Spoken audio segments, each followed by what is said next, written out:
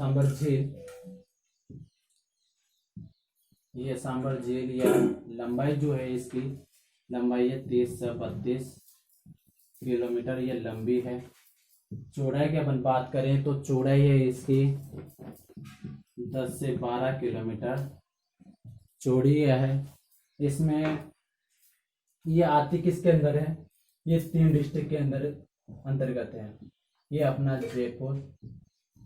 जयपुर, अजमेर और नागौर, जयपुर, अजमेर और नागौर, ये 3 डिस्ट्रिक्ट में फैली हुई झील है ऐसे। पर आती ये किसके अंतर्गत है, जयपुर के अंतर्गत। गिनेंगे किसको, जयपुर के अंतर्गत आएगी।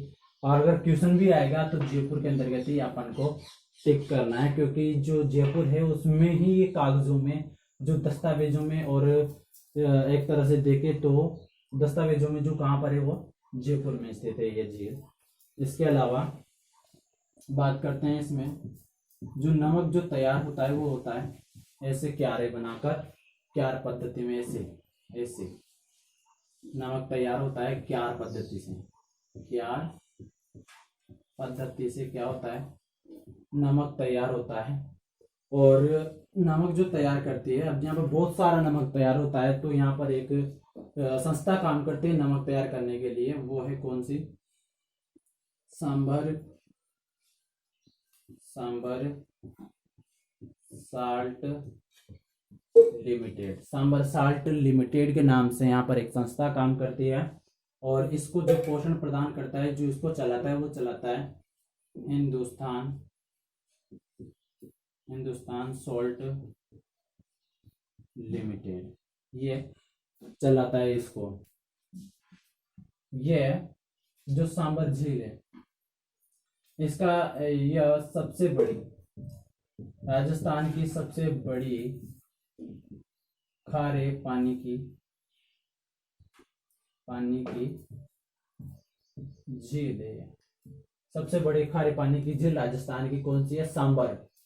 और भारत की सबसे बड़ी खारे पानी की झील कौन सी है, वो है चिल्का झील, जो कहाँ पर है, ओडिशा राज्य में है। और विश्व की जो सबसे बड़ी खारे पानी की झील है वो है कौन सी, कैस्पियन सागर सबसे बड़ी खारे पानी की झील है। और ये कहाँ पर है, रूस में है। रूस एशिया के अंतर्गत ये आती है। एशिया में कौन सी झील है, कैस्पियन सागर, जो विश्व की सबसे बड़ी खारे पानी की झील है, सबसे बड़ी खारे पानी की झील। और अगर खारे पानी की बात करें, सबसे ज्यादा खारे पानी की झील, तो वह है कौन सी, वोन झील। वोन झील कहाँ पर है, यह है टर्की में स्थित है वोन झील, जो सबसे ज्यादा खारी पानी की झील है, जिसमें लवणता देखे तो ये 300 ऐसे ये जो है ये ग्राम में है, 300 ग्राम प्रति 1000 में नापा जाता है इसको, 338 शायद ऐसे है ये। तो सबसे ज्यादा खारे पानी की झील अपन देखे तो वोन झील है, जो कहाँ पर है, टर्की में है। ठीक है, ये बात हुई। इसके अलावा इसका निर्माण का भी उल्लेख आता है, कहाँ पर आता है, बिजोलिया शिलालेख में। बिजोलिया शिलालेख के अनुसार पूछ लिया गया है ये, बिजोलिया शिलालेख के अनुसार इसका निर्माण किसने करवाया, तो इसका निर्माण करवाया है किसने, वासुदेव चौहान है। वासुदेव चौहान कौन है, वासुदेव चौहान जो है वो चौहान वंश का कौन है, संस्थापक है। कौन है वासुदेव चौहान वंश का संस्थापक, जिसने निर्माण करवाया किसका, सांबर झील का। कब, 551 यानी 551 ईस्वी में इसका निर्माण करवाया। आगे बात करते हैं, इसके पास में ये एक मंदिर, कौन सा,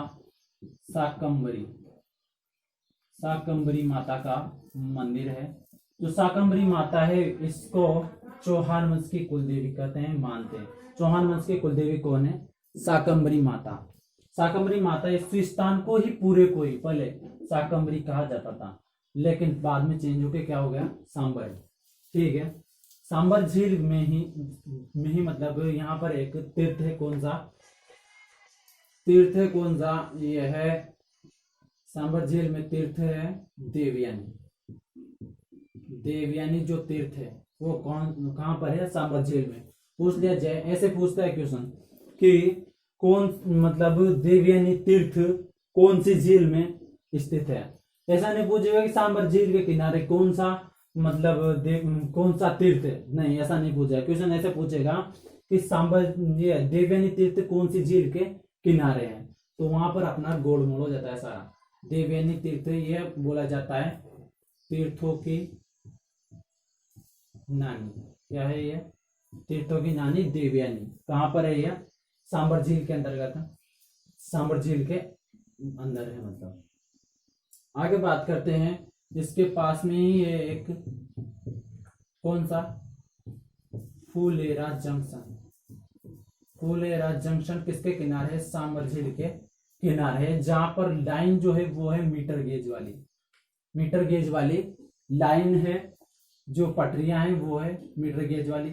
आपने सुना होगा एक तो ब्रॉड गेज, एक नैरो गेज, एक मीटर गेज, तो यह मीटर गेज वाली लाइन है यहाँ पर।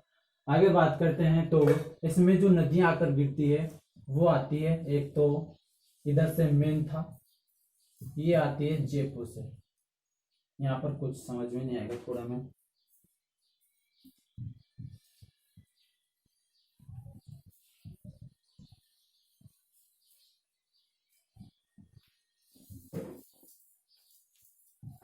नदी आकर गिरती है। एक तो नदी जो है वो है मेंथा, ये आती है कहां से, जयपुर से, मनोहरपुरा, मनोहरपुरा जयपुर से आती है मेंथा नदी। खंडेला, खंडेला जो नदी है वो आती है सीकर से, खंडेला। एक है खारी,